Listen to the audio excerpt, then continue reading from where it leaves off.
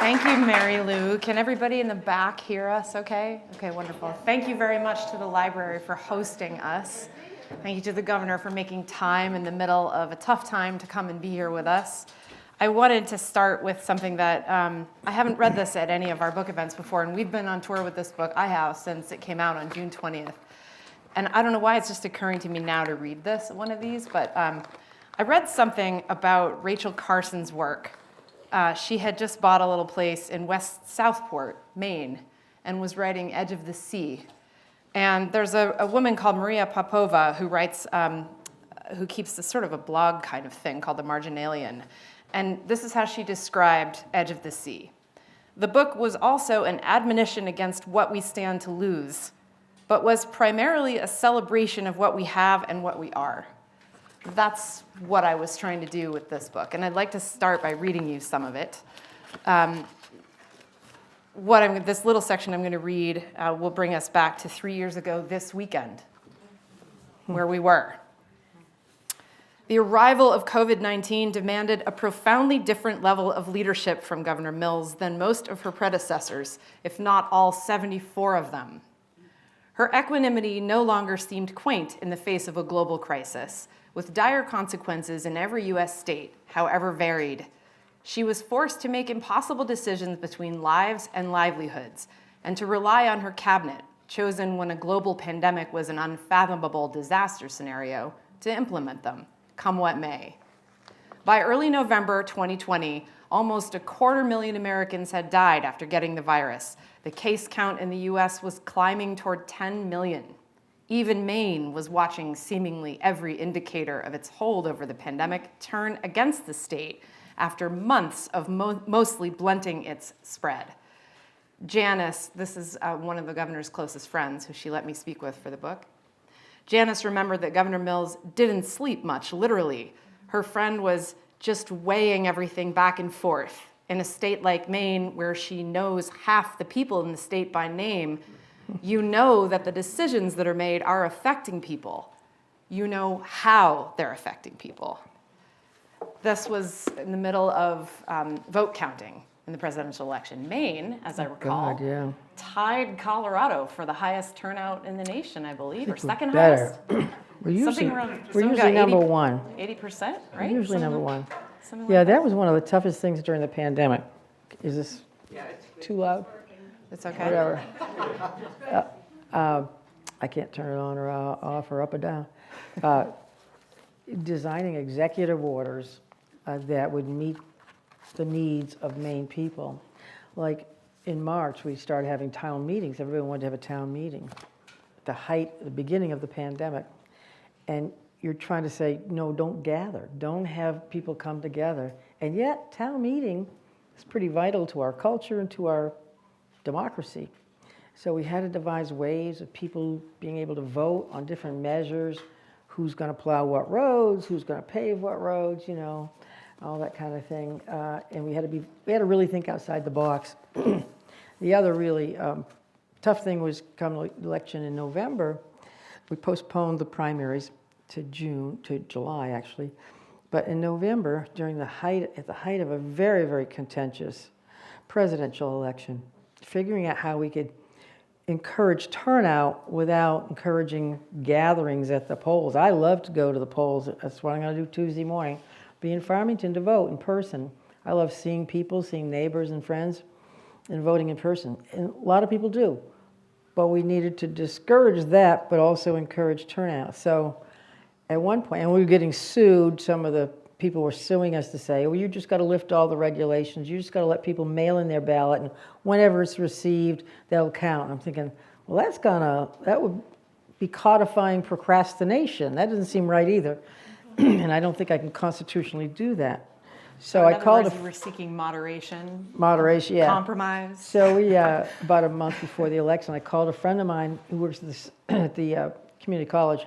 I said, Dan, can you design us a ballot box that would be sort of like a mailbox, but slimmer opening and attached to a building, very secure, and just enough opening that you can put a ballot in, but nothing nasty, nothing else, you know. And within 24, 48 hours, he sent me the drawings. I go, this is great. Fiddled with it a little bit. And then we put it out for a quickie bid, and this barbecue company in South Berwick said, we can do that. And they made 100 of them easily, boom, boom, boom. And we trucked them all over the state of Maine and had ballot boxes, which are mostly still there.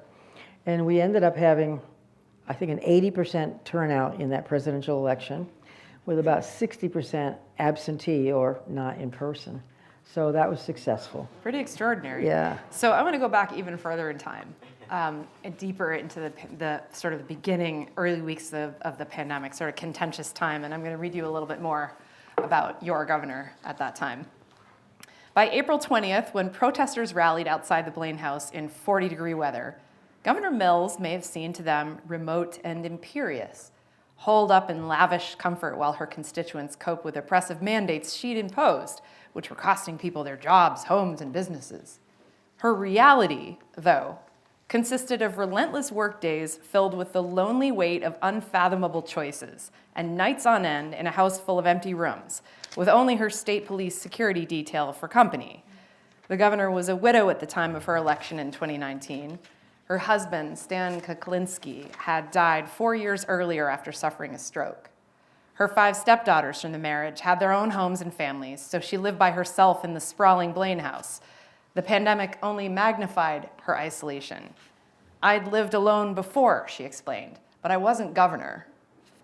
So you want to tell us a little bit about the order that you put in place that some of those protesters were upset about, and what it felt like to put that order in place, and how did you deal with that decision? I love that story. Well, I don't want to relive the pandemic. Nobody here wants to relive the pandemic. We're going to get past this part, But I love think, this story. I think what Shannon's book does is help us understand how we react to crises, and what can we learn from the period of the pandemic. How can we communicate better? How can we respond better to important events like that? So if you probably don't remember, but I do, we had more than about 230 press briefings during the pandemic and all about the pandemic. Sometimes myself and Nirav Shah, a lot of times just Nirav Shah, because he knew his stuff, you know, and he was a good messenger. We had 116 White House briefings, or supposedly weekly White House briefings under 2 very different administrations in Washington. We had a total of, I think, 19 pandemic proclamations and more than 90 executive orders. The first executive order, first proclamation, was basically to say, stay home, don't go out. And I went back to the Blaine House after doing that one, and I thought, I proclaimed a state of civil emergency, which is a really unusual thing, frankly. I went back to the Blaine House. I'm sitting alone in the kitchen thinking, this doesn't feel right at all. This is not why I ran for office. I had this pit in my stomach, so I started calling former governors whom I knew, all but one. And I called Governor Brennan, who was governor for 8 years, you know, and I said, Governor, did you ever have to issue a proclamation of a state of emergency, civil emergency? He said, no, Jan, I didn't. Never had to do that. I go, well, thank you. I tried Governor Baldacci, but he was in Florida. I couldn't track him down. And then I tried former Governor King, who's now U.S. Senator, of course, and I said, I got him on the phone. I said, Angus, did you ever have to issue a proclamation of state of civil emergency? And he said, well, yes, Jan, yes, I did. He said, the ice storm of 1989, 3 whole days. Whoa. That sounded like a long time. Actually, it was about a week after they cleaned up for the storm and everything. And I said, well, what advice do you have for me? It just doesn't feel right at all. He said, well, Jan, thinking back to the ice storm, go out and be with the people, shake hands, walk Main Street. I go, Angus, it's a pandemic.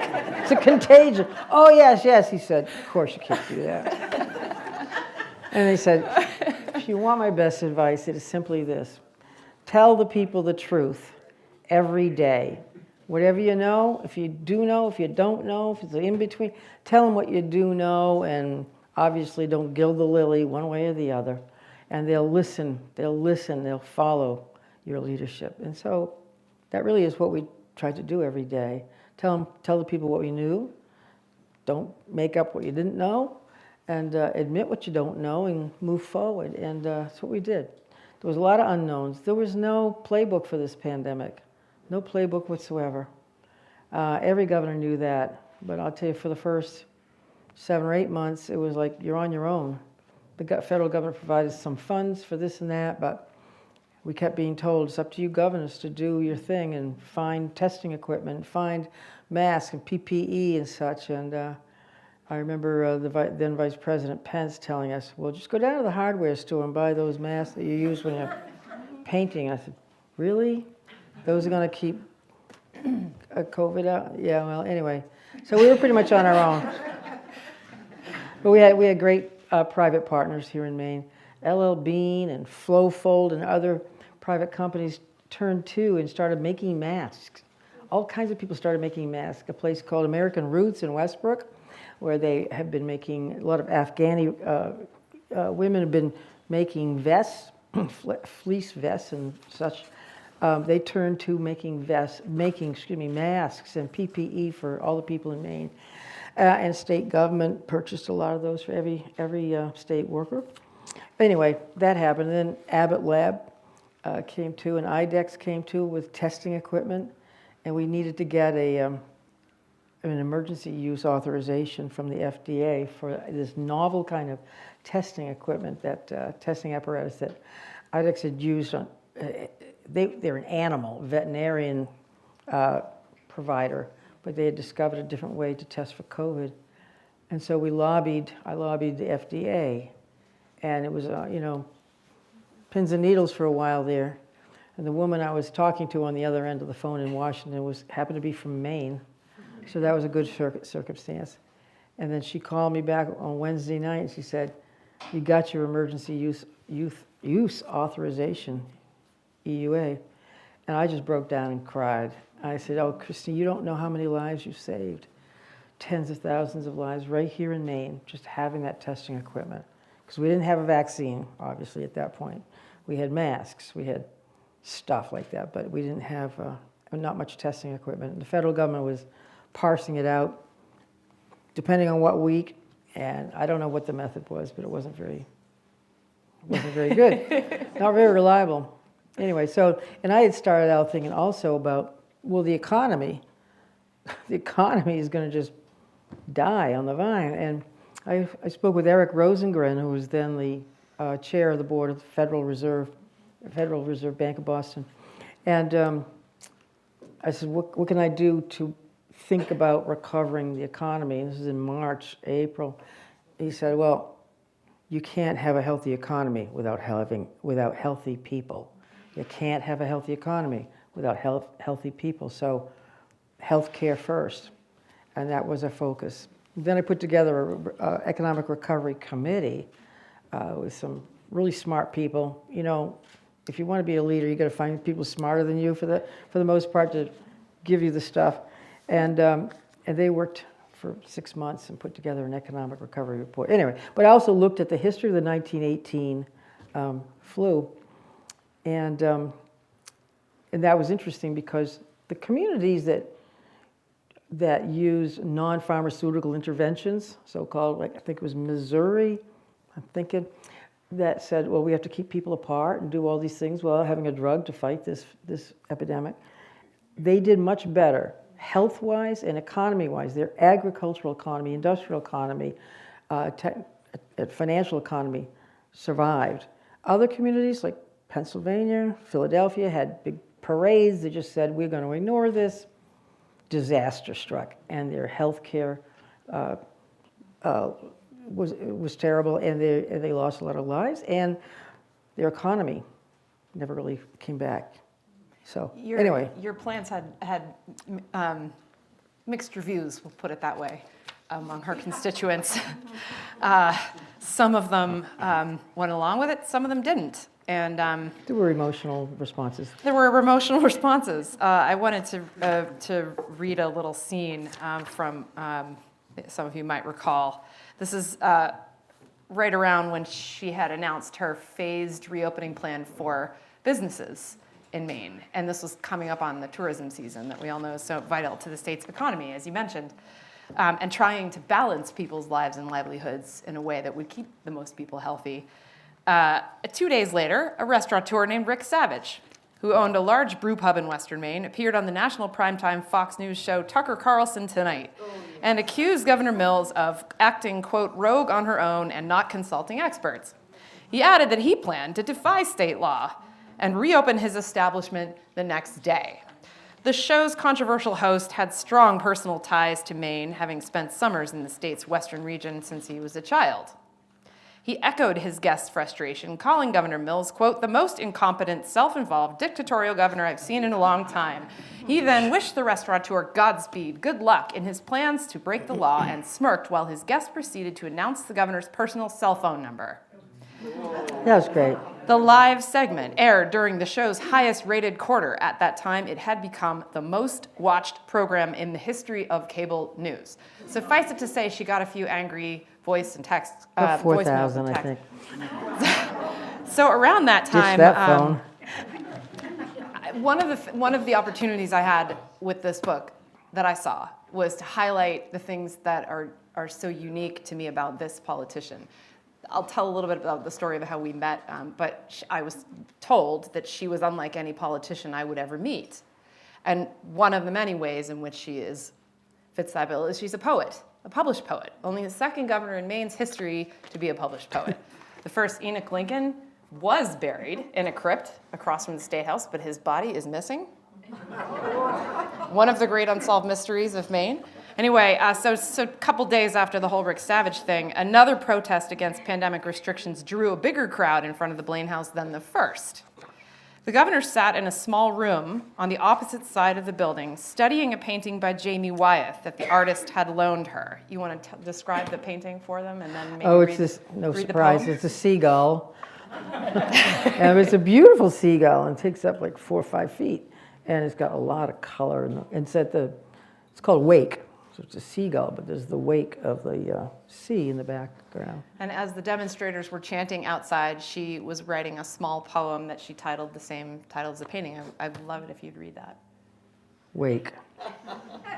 No one knows these waters better.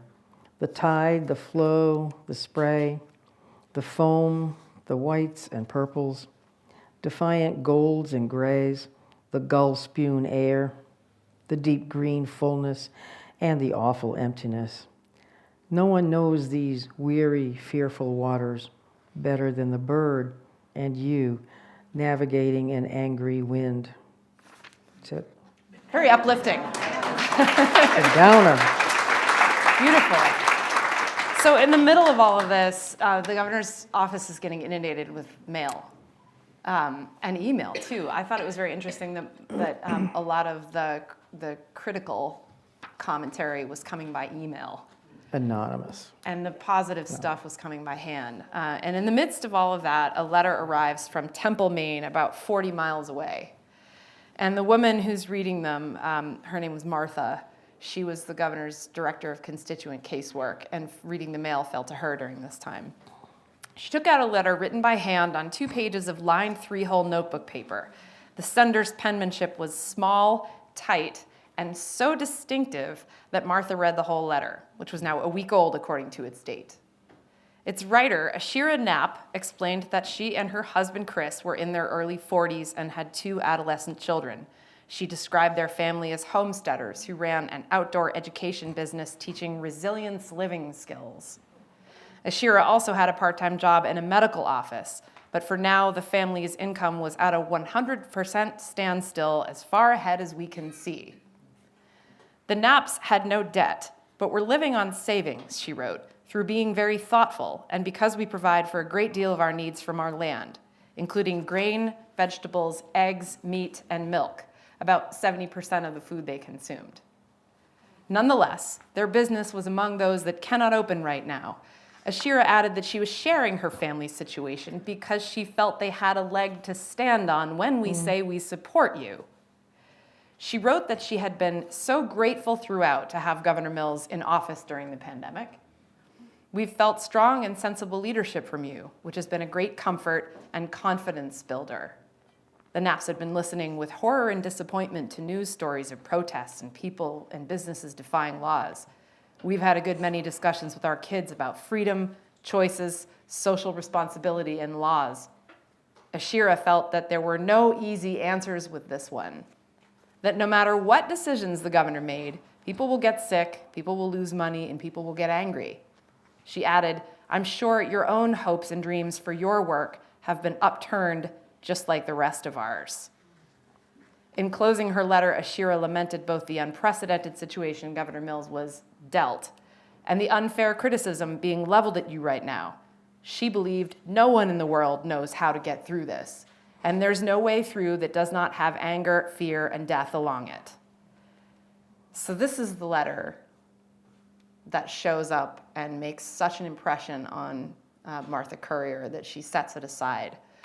And a few more of them showed up, and the handwriting stuck out, and it appeared that this woman was gonna keep writing. So here's what she says about that in that first letter. In the Naps' small circle of friends and neighbors, there was strong support for the governor's choices. But Ashira knew that that knowledge can fade quickly in the face of vocal criticism. To counter all the negativity, she promised to send a letter every week until we get through this time, to keep reminding you of the many people who agree with the path you're choosing for our state. And she did. Every week. Every week for a year, which I thought was pretty extraordinary. And this is, you probably got the sense that this is, they live in a very rural and remote location, but these are not misanthropic people. On the contrary, their outdoor education business is really extraordinary place. And I just wanted to read you a little bit about what Chris, Ashira's husband, says. He puts it really well. Really what we're doing is creating a place of active hope. He explained that to examine human history, especially justice issues or environmental stewardship, could feel like studying the failure of human beings. In contrast, he and Ashira hoped their program would foster, quote, the renewed sense that human beings are amazing and have a really integral place in the ecosystem, that people have the ability to do good for the earth and for each other, and to be in relationship and recognize that relationship and work on it consciously.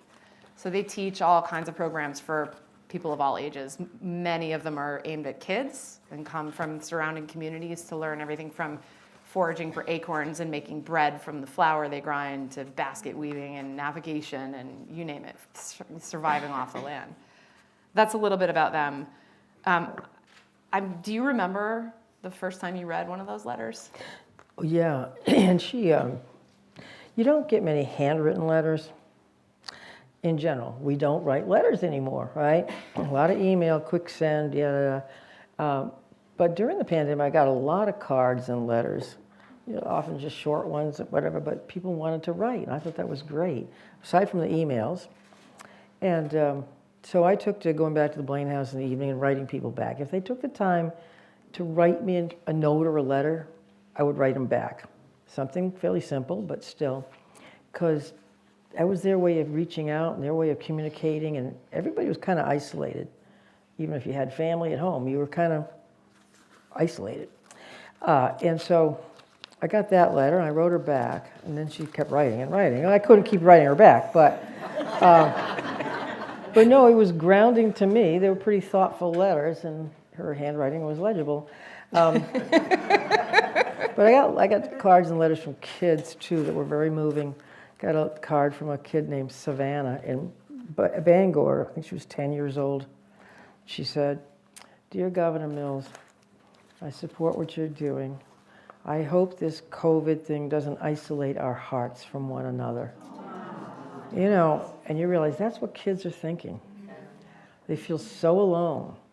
And of course, I wrote her back and I said, we're family. This is, we're not going to let this or any other thing isolate our hearts or isolate ourselves from one another.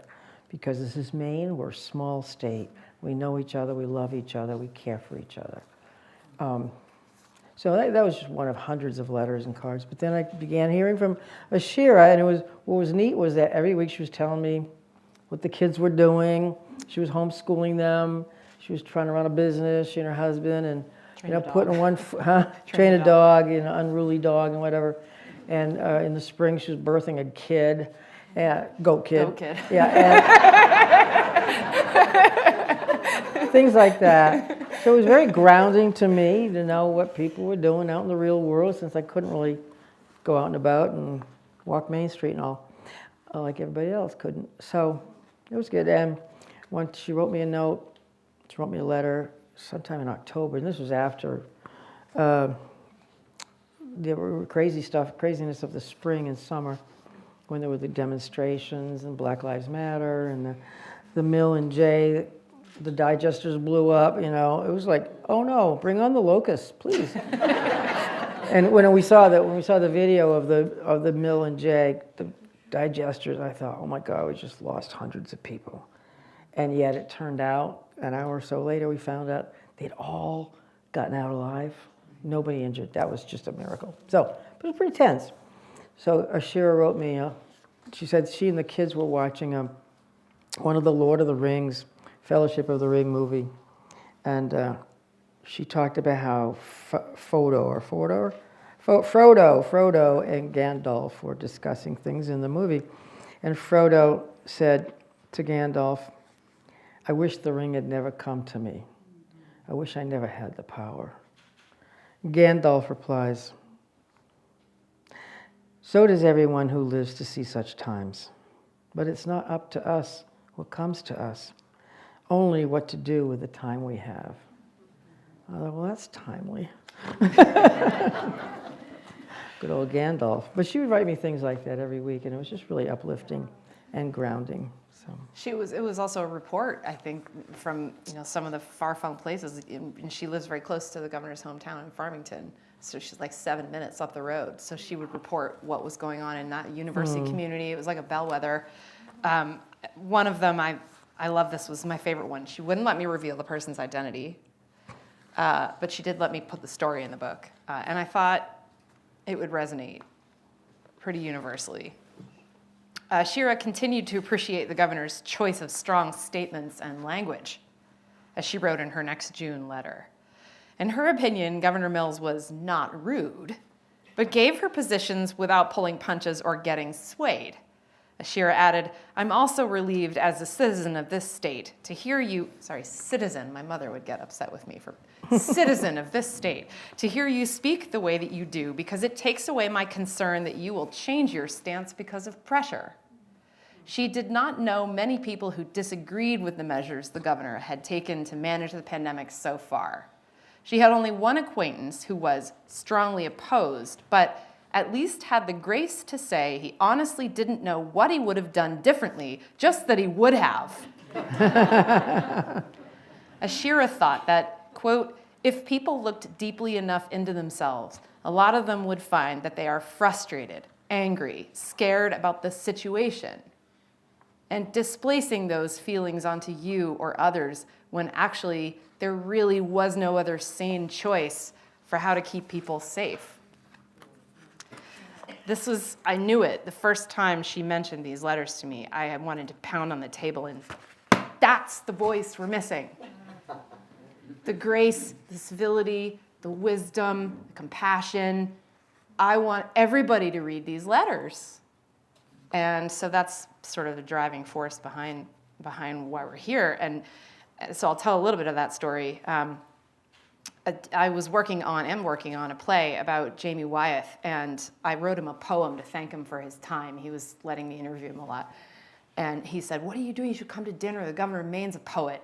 You'd like her. She's unlike any politician you've ever met. So we're back to that. So I saw her again. It was a great conversation. I saw her again not long after that, and she was asked in my presence whether she'd gotten hate mail during the pandemic.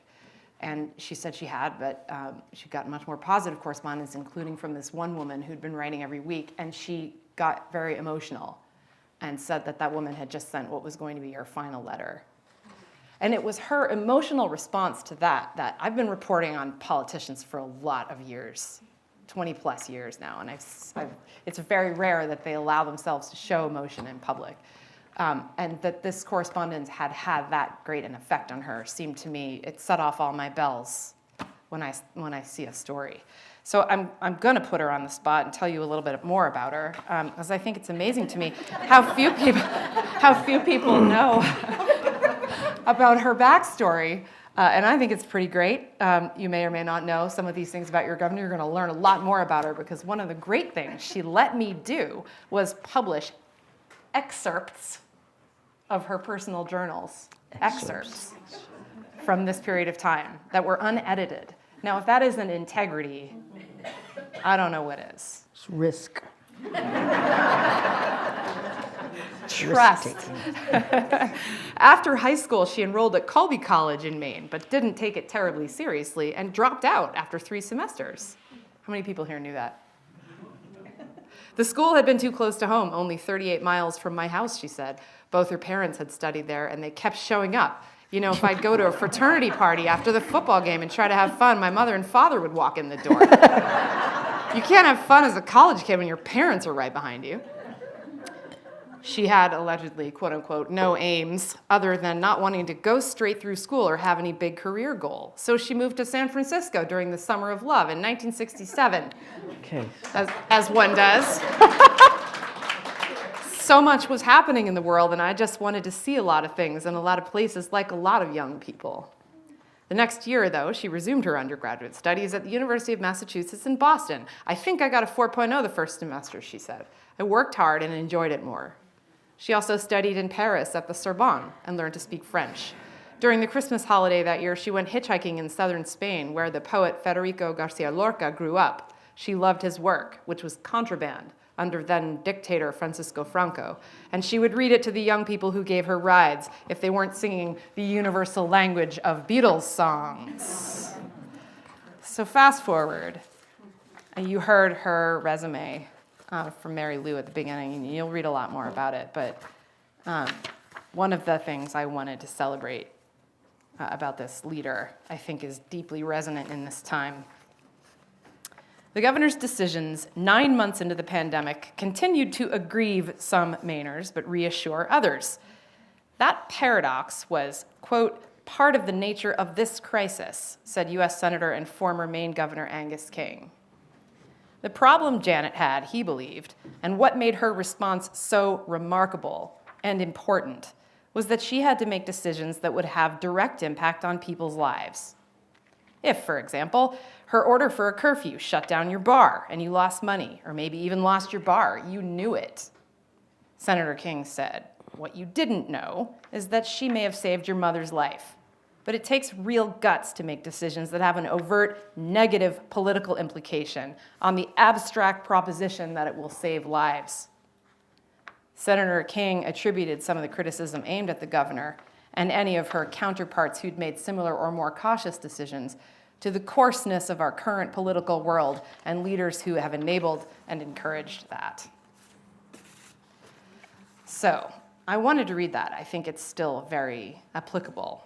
And I wanted to talk a little bit more about what you're going to read in this book, some of the other characters that you'll meet. Dr. Shaw.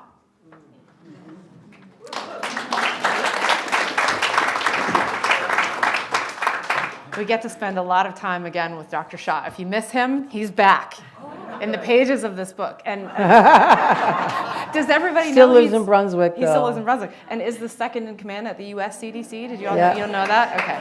Yeah. He came and moderated one of our talks. It was such good. Yeah.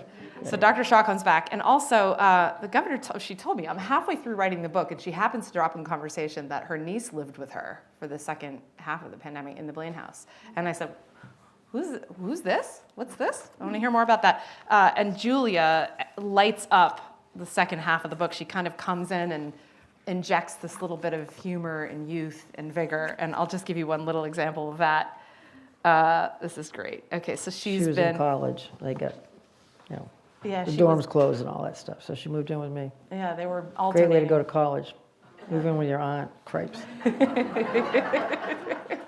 Well, she told me that she wanted to approximate she had moved away to go to college, and she wanted to approximate that and didn't want to go move back in with her mom.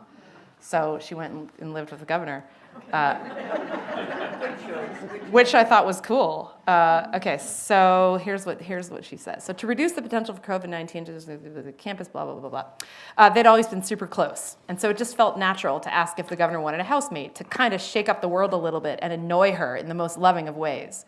They had dinner together on most days and often did their work at night in the same study, despite all the empty rooms in the house. I think we both needed to have the other one there, Julia explained, adding that when you're so busy like she is, trying to run a state that's just going through such massive difficulties, it can be kind of nice, I think, to have someone just be like, yeah, I got a really bad grade on calculus today. She also, this was funny, how did the archery subject come up? She's an what do you call it? She She's an archer? does archery, yeah. An archer? She's an archer. She did archery in the backyard of the Blaine house until the police pulled up one day and said, that's illegal in city limits. I'm like, who knew? She couldn't, well. She now has a license to shoot arrows permit. in the city limits of Augusta. Who knew? She repeatedly described the governor to me as a very empathetic person who had experienced grief and could genuinely relate to Mainers who lost people they loved to COVID-19. You don't necessarily see that as much with her, but that's why I'm trying to bring it forward. If you don't know her from before she was governor, it's kind of hard to figure out who she is. The answer was not to try, her niece seemed to be suggesting, but rather to allow that her aunt was the rare politician who lacked artifice. That when this governor filled seemingly every speech, press release, social media post, and pandemic briefing with soaring overtures of devotion to the people of Maine, that she meant every sappy word. So you can tell that I admire this woman's leadership, and I always like to end on a really uplifting note. A couple of things. One other character in the book, and this is a big deal, is all of you. You'll find yourselves in these pages, I believe. It was very clear to me as a journalist that there were going to be a lot of statistics where we could take an account of what we'd all been through. We knew we knew the loss of life, we knew the infections, we knew the case counts and all the curves and all that were flattening and rising, and Maine's metrics were among the best in the country. Yep, and of course the vaccination came along, the vaccine. Vaccinations came along, So, yep. Highest vaccination rate. And it was a joyful time, although then there were even tougher decisions, because we had limited supply. We kind of gloss over that in retrospect, but it was that December and January were very tough. People who were going through treatment for medical conditions definitely wanted to be first in line. People who were dealing with the public, cashiers at the grocery store, people working at Tyson Food, everybody wanted to be first in line, and yet you couldn't parse that out. So the issue was, how do you get as many vaccines and as many arms as quickly as possible? Do you stop and analyze somebody's medical data? So we had long talks, and Dr. Shaw did a lot of research. It was very moving and I talked to faith leaders and people about the ethics and morality of the situation, because you're sort of picking, in theory at least, who lives, who dies. And that was not easy. And so we finally came down to, everybody's probably going to be exposed to it. All kinds of people will be exposed to COVID. But who is most likely to get very sick? Who's most likely to die from it? And it came down to age. Initially, we started at 70 and above and went down to 65, et cetera. But the massive turnout for that vaccine there was joy on people's faces. And if you were at Scarborough Downs or at Northern Maine, at the Cross Center, you just saw tons of people coming out of their isolation and getting vaccinated. It was really joyful. And Ashira's letters continued until quite a bit later. And but I also got letters from other people too, and tried to write them all back. I got a letter from, this is where Dr. Shaw and I had to put our heads together. We had a very difficult time around Thanksgiving, 2020 and 2021, but there was a resurgence, and just before Black Friday, and I had this Zoom call with a lot of business people, retailers and all, and I'm going, help me here. Here are my options. close you down? Limit your hours? And we had this brainstorming session. I said, I don't want to kill the main economy. Retail would go under if you didn't have Black Friday, So we had those hard discussions. Anyway, then I got a note from a woman, I don't know where she's from, but she said, thank you for what you're doing. And she said, I think Sister Rose is right. Gratitude is a really good thing. I thought, okay, and I wrote her back, thank you, keep the faith. I said, who the hell is Sister Rose? I don't know any Sister Rose. So Dr. Shaw was in the office. I go, I got a note from this lady who talks about Sister Rose. What the heck was that about? He said, Janet, Governor, he said, remember the day before Thanksgiving, we had a press conference and you talked about giving thanks. And you quoted the famous statesman philosopher Cicero, who said, gratitude is the highest virtue.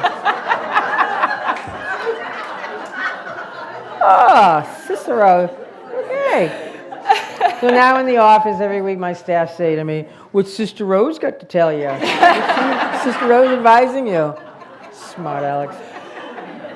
Anyway. So all those numbers she was talking about, the lives, that's what I was talking about. I wanted to make an accounting of all of that, the positive things that came out of the pandemic, the not just Maine's metrics, which were among the best in the nation, among the highest vaccination rates, among the lowest death rates, among the lowest hospitalization rates, one of the fastest economic recoveries. All of that is heavily footnoted and researched, so that you understand these are not my opinions. I'm leaving it for you to decide what you think of this.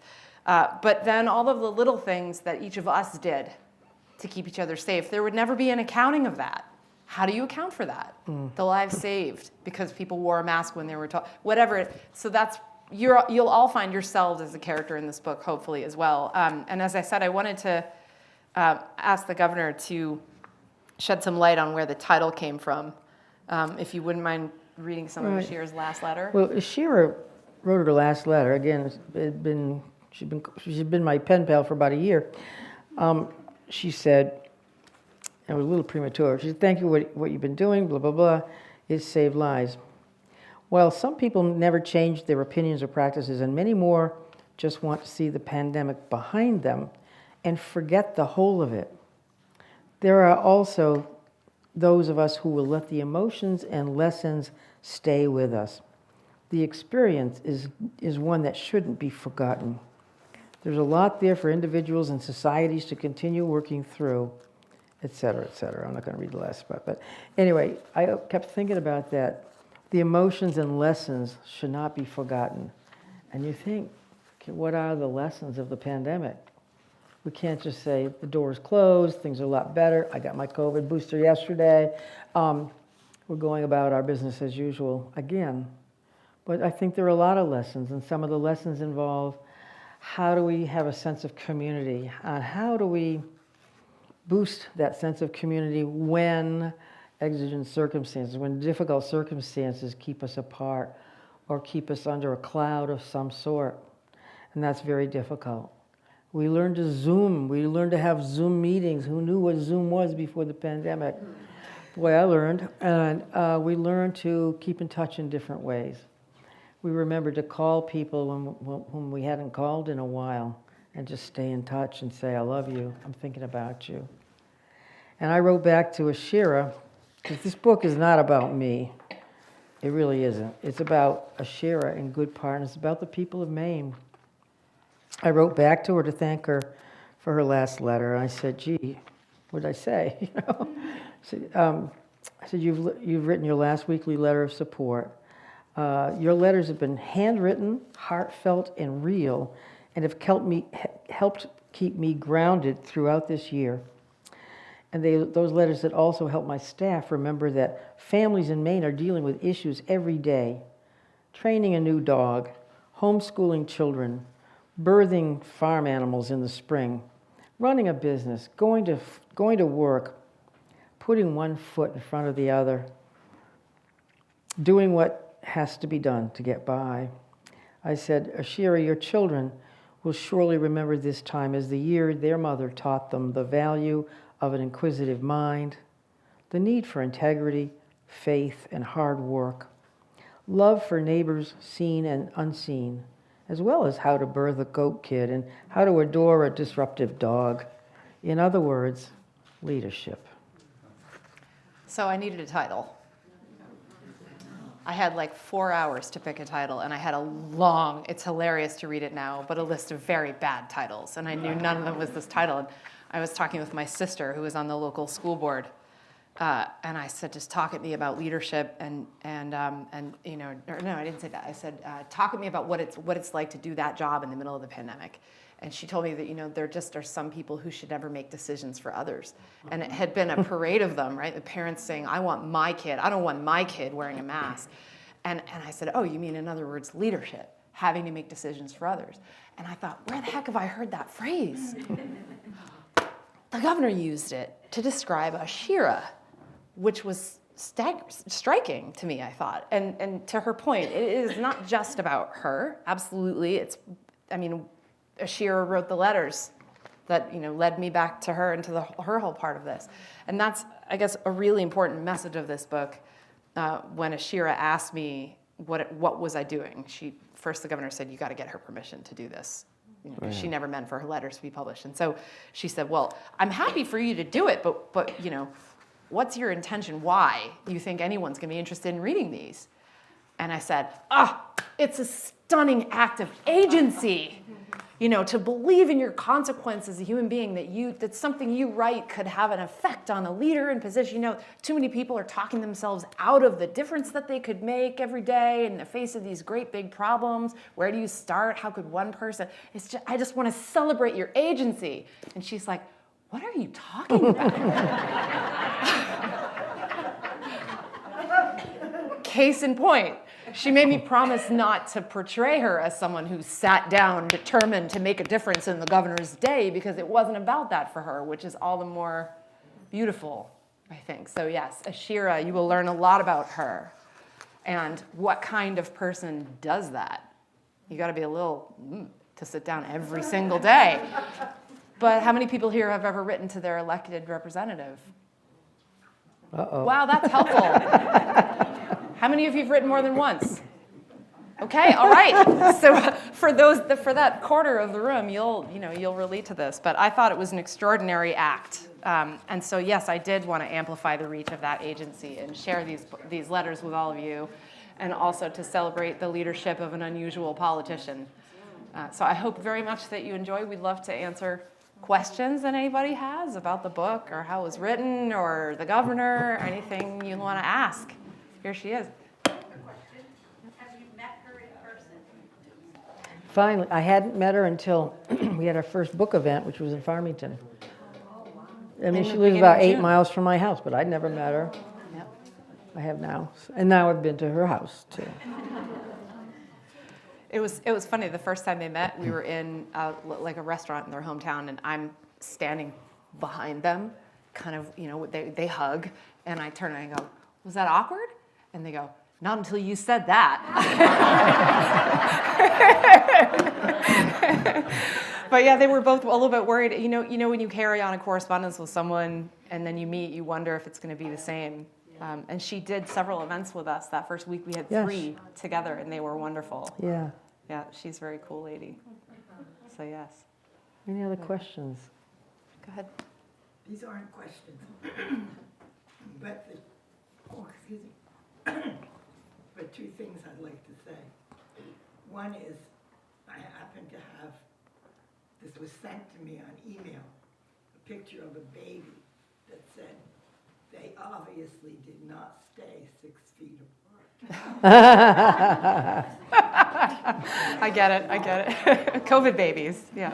And the other thing is, when you talked about parents following you at school, when our daughter was in college, we went to visit her, dressed as a rabbit and a carrot for Easter.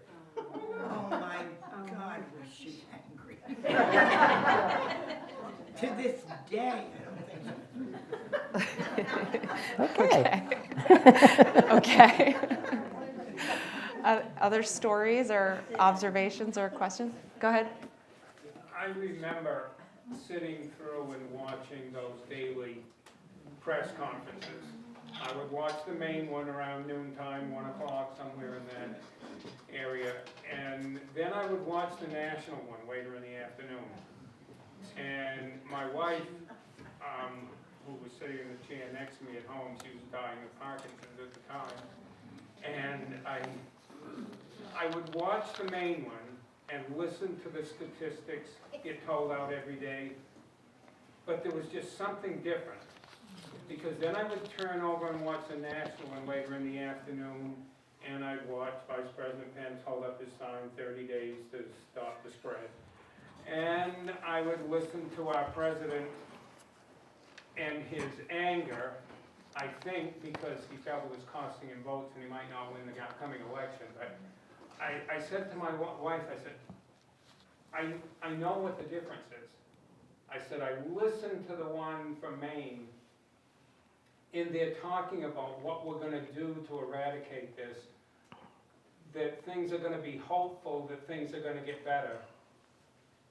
And then I go on and listen to another one, which is just anger, and what can we do to get rid of this, and why did it happen, and can we inject ourselves with bleach to help clear the thing out? And I felt like saying, please do so at any time. But I just wanted to say, thank you for bringing some sense of civility, common sense, and your outstanding leadership to this state. Because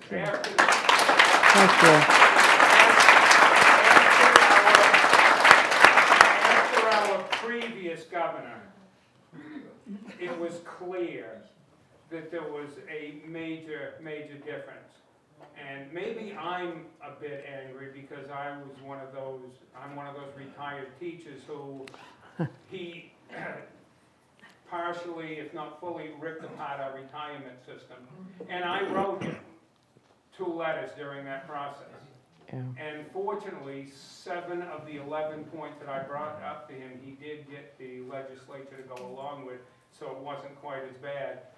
But he also hand wrote me back a postcard which says, I hear what you're saying, but I don't care. Oh. He said, and there were several misspellings. Among them was this. He meant to say the boogeyman is the retirement system, and that's what's not. But it was the boggy man, and so forth. And I thought, but it really said something to me when he said, I hear what you're saying, but I don't care, and I'm going to do this anyway.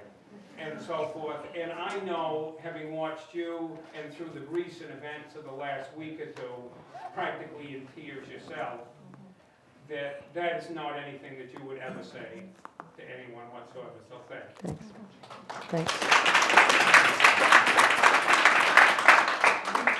Other questions for us? Go ahead. I'm very impressed that you were able to get these letters and get this going. I keep thinking of the letters of Abigail Adams. Yeah. And, you know, it's a time in history, and I think at some point, these letters will probably be that 100 years from now, looking back on this, what we all went through. I hope we're still writing to each other 100 years Yes. from now. Maybe so paper too. won't be a thing anymore, I don't know. But True. it's an art form, and to sit down and handwrite a letter takes a higher, in a way, a higher degree of honesty. Because you can't just backfill and delete and all that stuff and swipe, but you have to think about what you're writing a lot more deeply, I think. It's interesting. I really did think that what you said about how most of the negative stuff came by email. Yeah, positive stuff too by email. Yes, of course. Yeah. But I mean, how many negative letters were there written by hand? Oh, no. Not that I saw. They're all in the public record. Other questions? Okay. I wrote you a letter, Oh, and I was shocked when you wrote back. Just a nice, sweet note. oh, good. And I did not, I don't care. Wow, look at that. I didn't expect it at all. You didn't talk about Sister Rose, did you? But I thank you. And our house, every day was almost like a soap opera. Yeah. We had to stop everything we were doing Yeah. whenever the report, whether you or Dr. Shaw was going to appear. And everything stopped. And if we missed that, we went to NPR. And I just want to thank you for Oh, everything thanks. you did and what you're still doing. We beat out General Hospital in the ratings, though. It was unbelievable that time. And you brought up some things I had forgotten. Yeah. Maybe I repressed them, I don't know, Is- so. Anybody remember things like PPE, PPP, Yeah. positivity rates, PCR, N95s, all the language of pandemic, herd immunity, flattening the curve, contact tracing, of course, swab and send, antigen test, blah, blah, blah, blah. Washing fruit, oh, yeah. Washing, yeah, the surface, yeah, we weren't sure initially if the stuff was on surfaces. I was sanitizing my phone and, the remote control. Yeah. We learned every day. Yeah, remember, oh, please, go ahead. Is there any hope for future civility? Look at our 4 members of Congress here in Maine. I think we got 4 pretty good people. I never heard them cuss on TV or mudsling or, do some of the nasty things we see some other people do in other states or other venues. We're a proud state. We have a good history, a legacy of Margaret Chase Smith, Bill Cohen, George Mitchell, Ed Muskie, people, Olympia Snow and Jock McKernan, people whom you can disagree with from time to time, but still, and in fact, Olympia wrote a book when she left Senate about, what was it called? Civility, anyway, Finding Common Ground, I think it was. And so we have role models. We have a legacy of people who stood up for the truth, like Margaret Chase Smith did in 1950, standing up to McCarthy, like Bill Cohen did in the impeachment hearings against President Nixon, things like that. People who wrote the Clean Air Act and the Clean Water Act did great things and took a lot of work and a lot of heat for it. So, I'm proud of my state. And I think civility hopefully will recur as a theme. Maybe we could teach Washington how to. Certain people in Washington, yeah. Yeah. I appreciate the question because I think there's a lot more that each of us can do individually as opposed to waiting for some elected leader, no offense, to bring us all together. I think I've personally have been looking for opportunities I can find personally and professionally to celebrate the power of human connection despite difference.